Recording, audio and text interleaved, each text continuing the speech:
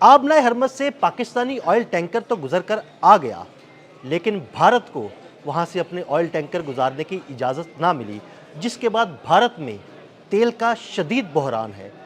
भारत के कई शहरों में पेट्रोल पंप्स पर लंबी लंबी लाइनें लगी हुई हैं। सारी सूरत हाल के बारे में आमिर रज़ा से बात करते हैं। आमिर भाई, पाकिस्तान में अल्लाह का शुक्र है कोई ऐसा क्राइसिस नहीं है, बहुत अच्छे तरीके से पेट्रोल मिल रहा है, लेकिन भारत में क्राइसिस जो है वो शिद्दत इख्तियार कर गया है। पेट्रोल पंप पर लंबी लाइनें लगी हुई हैं और भारत को अपने ऑयल टैंकर्स गुजारने की इजाज़त नहीं मिल रही।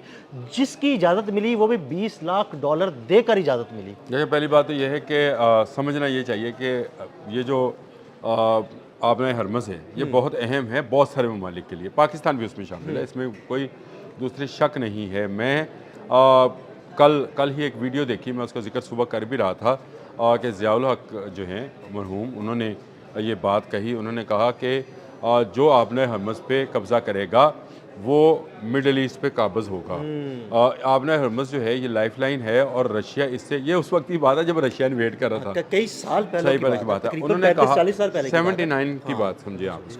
तो वो कहते हैं कि जी कोई भी जर्नल आंखें बंद करके ये आपको बता सकता है कि रशिया कराची की पोर्ट लेने नहीं आया है, वो आबनाए हरमज़ पे बैठने आया है ताकि वो मिडल ईस्ट पर कब्ज़ा कर ले और फिर ईरान और मिडल ईस्ट पर उसका कब्ज़ा होगा। सिर्फ 320 किलोमीटर दूर है, ये उन्होंने बात कही।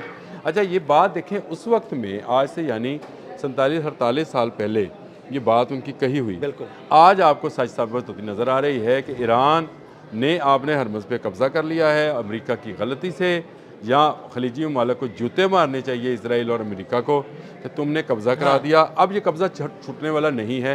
$20 लाख दो, सामान ले जाओ, $20 लाख दो, पेट्रोल बेच लो, $20 लाख दो, गैस निकाल दो। अब इंडिया जो है ये फंस इसलिए गया, जिस पर अगर आप इस वक्त इंडियन मीडिया देख रहे होते या इंडियन मीडिया देखें तो वहाँ पर बाकायदा सफ़े मातम बिछी पड़ी है। ऐसे है जैसे वो तो मोदी को जूते मार रहे हैं, जूते मार रहे हैं। भाई तुम्हारी क्या ये खारजा पॉलिसी है कि आपने पाकिस्तान के साथ जंग की, जंग में हारे, फिर आप इजराइल के साथ दोस्ती करते हैं तो ईरान हाथ से खो दिया। अब आपके पास ना ईरान है ना अमेरिका है और आने वाले दिनों में गल्फ़ स्टेट्स भी आपके पास नहीं होंगी। ईरान आपसे तेल की कीमत भी वसूल कर रहा है। आबनाए हरमज़ इंडिया के लिए क्यों अहम है? इंडिया में कुदरती गैस नहीं है, जैसे हमारे यहाँ पे सुई गैस है, हमारे यहाँ गैस की और भी कुएँ हैं जहाँ से गैस हमें मिल जाती है।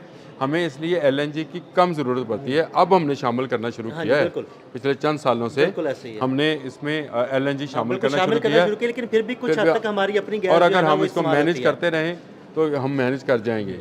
हम किसी न किसी तरीके से अपना काम चला लेंगे, राशन बंदी करें या कुछ भी करें, अपनी गैस मौजूद है। इंडिया के पास तो 1 क्यूबिक फिट गैस नहीं है, उसकी सारी गैस आनी है बाहर से, और उसकी 50% एनर्जी की जो सूरत हाल है, जो उसकी तेल और गैस की ज़रूरियात हैं, वो आबनाए हरमज़ पूरी करता है। हाँ जी। अब वहाँ पर जो शहर दूर दराज के हैं, जैसे लखनऊ है, हैदराबाद है, इस तरह के जो शहर हैं जहाँ पर गैस की और पेट्रोल की शदीद किल्लत पैदा हो गई है। इस बात को समझने की ज़रूरत है कि भारत ने $5 अरब इन्वेस्ट किए थे ईरान में उस वक्त जब उसने ईरान को $1 की ज़रूरत थी। उसका मकसद यही था कि ईरान से सस्ता तेल और गैस जो है वो हासिल करेगा। ईरान में ना सिर्फ तेल है बल्कि गैस भी बहुत ज़्यादा है और उसके समुद्रों में LNG भी है। हाँ जी। ये भी मैं आपको बता दूँ। लेकिन हुआ ये कि भारत ने एक ऐसा ही चाल चली कि पाकिस्तान से शिकस्त खाने के बाद उसने इसराइल के साथ जाके हाथ मिला लिया। चाल चली, वो चाल उसके गले पड़ गई। अब जैसे ही उसने हाथ मिलाया, जिथे पैर उत्थे खैर, मजाकन कहने होने कि तूने बर्बादी फेर दी। खुद तो बर्बाद हुआ, इसराइल को भी बर्बाद करवा दिया। इसराइल ने हमला कर दिया ईरान पर और ईरान ने तेल की जो है उस पर पाबंदी आयद कर दी। अब उसके पास 50% तो आबनाए हरमज़ से गुजर के आती थी गैस और तेल, और 50% उसके पास रशियन ऑयल आता था, जिसको सिर्फ 1 माह के लिए इजाज़त दी गई है। इसलिए जो इस वक्त ज़खायर हैं भारत के पास वो तकरीबन 17-18 दिनों के बाकी रह गए हैं। अब अगर उसको वो निकाल दे तो इसका मतलब है स्ट्रेटेजिकली तो वो बहुत बड़ी गलती होगी और उसका खमियाजा उसको निकाल दे, उसकी इंडस्ट्री बंद, उसका नहीं, उसका इंडस्ट्री बंद होने से मैं आपको बताता हूँ चीज़ नहीं चल पाएगी, नहीं, पहिया बंद हो जाएगा। मैं आपको बताता हूँ, पहिया बंद होना ना होना एक अलग बात है, लेकिन अगर इसको निकाल दे तो आप यूँ समझें कि जैसे भारत माता के कपड़े उतार दिए गए। मैं आपको ये पहिया बंद होने वाली बात नहीं कर रहा। स्ट्रेटजिकली किसी भी मुल्क के पास कितने ज़खायर होने चाहिए, मतलब आपको मैं अपने मुल्क की मिसाल देता हूँ। पाकिस्तान है, तो इसके बाद अगर 50 दिन के ज़ाहिर हैं, इसमें से अगर हम 20 दिन लेस करें तो हम आप समझें कि हमें 20% कमज़ोरी आ गई है। ऐसे ही है। तो भारत अब मरेगा क्या करेगा मुझे नहीं पता, लेकिन वहाँ पर इस वक्त घंटों तवील कतारें जो हैं उसमें लोग इंतज़ार करते हैं और उसके बाद उनको पेट्रोल मिल रहा है। पूरा वो टैंक फुल करके भी देते हैं, उनको कहते हैं भाई इतना पेट्रोल मिल सकता है, 2 लीटर या 1.5 लीटर या 1 और लीटर। ये राशनबंदी जो है ये वहाँ पर अरूज पे है और इसमें ब्लैक मार्केट भी शामिल हो गई है। और भारतीय जो हैं पेट्रोल के मालकान जो हैं वो इस वक्त इसकी राशनबंदी कर रहे हैं। अब आप सुनकर हैरान होंगे कि ये पेट्रोल मालकान का मैंने ऐसे जिक्र आपसे कर दिया है, वो क्यों किया है, क्योंकि ये सारे के सारे मोदी के फाइनेंसर्स हैं। जो इंडियन ऑयल है वो चलाता है उनका क्या नाम है उसका, अंबानी के वो हैं। और ये सारा जो सिस्टम है पेट्रोल का ये उसके कंट्रोल में है। रशियन पेट्रोल और ईरानी पेट्रोल ये लेकर साफ़ करते थे और उसको दुनिया तक पहुंचाते थे। अब ये बैठे बैठे अरबों खरबों रुपए कमा रहे हैं और भारतीय अवाम जो है वो सीख पा है। मैंने शायद आपको 3 दिन पहले कहा था कि इस पूरी जंग के बाद जिन 3 लोगों की सियासत खत्म होने जा रही है उसमें आपने कहा मोदी, नेतन्याहू और ट्रम्प, इन तीनों की सियासत, बिल्कुल आपने नाम लिया था, आपने कहा था इन तीनों की सियासत खत्म होने वाली है। आज घरों में खाना नहीं पक रहा है, वहाँ पर वो जो ओपले जलाए जा रहे हैं वहाँ पर, बिल्कुल वो खाना पकाने के लिए या एनर्जी के लिए ओपले जलाए जा रहे हैं। ओपले बच्चों को अगर नहीं पता तो गोबर को कहते हैं जी। गोबर को सुखा के ना उसकी आग बनाई जाती है। हाँ जी, उसके ओपले बनाए जाते हैं, उसको जला के फिर जो है ना वो हमारे गाँव में भी अक्सर, हमारे गाँव में अभी भी इस्तेमाल होते हैं।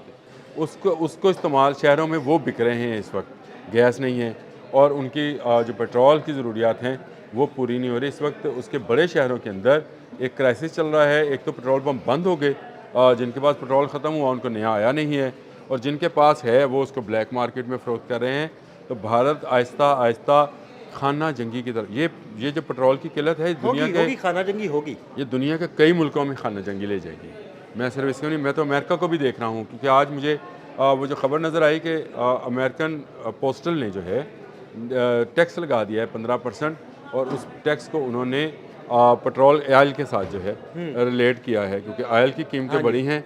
तो वहाँ पर भी आपको नज़र आएगा आने वाले दिनों में। अभी तो पोस्टल पे है, फिर आपको जब फूड पे नज़र आएगा तो लोगों में हंगामा शुरू हो जाएगा। फूड पे होगा तो फिर तो बहुत मसला हो जाएगा। और बरतानिया में भी तेल की कीमतें बढ़ गई, हालांकि ब्रेंट उनका अपना है, इसके बावजूद क्योंकि वो ये सारा अपना ऑयल इस्तेमाल नहीं करते ना, वो मिडिल ईस्ट से, वो भी मिडिल ईस्ट से भी लेते हैं ऑयल, और वैसे इंटरनेशनल मार्केट भी है। सारा ऑयल जो है वो एक जगह पे जमा होकर रेट निकलता है। बिल्कुल, ये बड़ा अजीब सा सिस्टम। अगर आप समझना चाहें तो ये समझे कि मोहल्ले की एक टैंकी है जिसमें सारे मोहल्लों के नल भी हैं, और इस टैंकी को पहले भरा जाता है और फिर नल से जो उसका रेट निकलता है उसके बाद नल खोला जाता है, जितना तुमने लेना, जितना तुमने लेना, जितना तुमने लेना है। तो ये ऐसा नहीं है। ये इस वक्त तेल की क्राइसिस जो है ये उन ममालिक के लिए भी है जो खुद तेल पैदा करते हैं। अमेरिका दुनिया में सबसे ज़्यादा तेल लगता है, तेल का क्राइसिस बड़े रिजर्व्स हैं तेल के, तो तेल का क्राइसिस उस पे है। उसने जो है वेनेजुएला पे कब्जा कर रखा है, तेल का बड़ा ज़ख़ीरा है, निकल सकता इसके बावजूद तेल का क्राइसिस है। तो ये एक ऐसा मामला है जिसको शायद लोग समझते नहीं हैं। शायद अगर समझना नहीं चाहते हैं तो हम उसको बता नहीं सकते कि पाकिस्तान में भी जो है ये इस तरह की शॉर्टेज हो जाना थी। ये पाकिस्तान गवर्नमेंट की बेहतरीन हिकमत अमली है जिसकी वजह से आज आपको पेट्रोल खुले आम मिल रहा है, और पाकिस्तान वहाँ से 3-4 ऑयल टैंकर्स बाआसानी बाहिफाजत गुजार के पाकिस्तान लेके आ चुका है बिना पैसे दिए। और इसीलिए आपको नज़र आएगा कि तेल की कीमतें जो पिछले 2 हफ्ते से नहीं बढ़ी थी, अगर बढ़ी भी हैं तो मामूली नवीद की बढ़ी हैं। और ये मैं ये समझता हूँ कि ये भी गवर्नमेंट इसमें बहुत बड़ी रकम जो है सब्सिडी की सूरत में, ताकि वो ऑयल टैंक जिसका मैं शुरू में जिक्र कर रहा था कि स्ट्रेटजिकली आपके पास इतने दिन का तेल होना चाहिए, वो मौजूद रहे। ये नहीं हो सकता कि आप वाटर कूलर का नल खोल के गिलास भरें तो ऊपर से एक गिलास कम हो जाए। उस कम ना होने देने को हम इंटरनेशनल मार्केट के साथ मैच करते हैं और एक गिलास डालते हैं तो एक गिलास निकालते हैं। भारत में वो गिलास जो ऊपर वाला है वो 50% रुक गया है और नीचे वाला भरा जा रहा है वहाँ पर, इसलिए शॉर्टेज आपको नज़र आ रहा है। बहुत शुक्रिया आमिर भाई जी। बिल्कुल मज़ीद अपडेट्स के लिए अदील अहमद और आमिर रज़ा को फॉलो करते रहें। अब तक के लिए इजाज़त दीजिएगा। अल्लाह हाफ़िज़।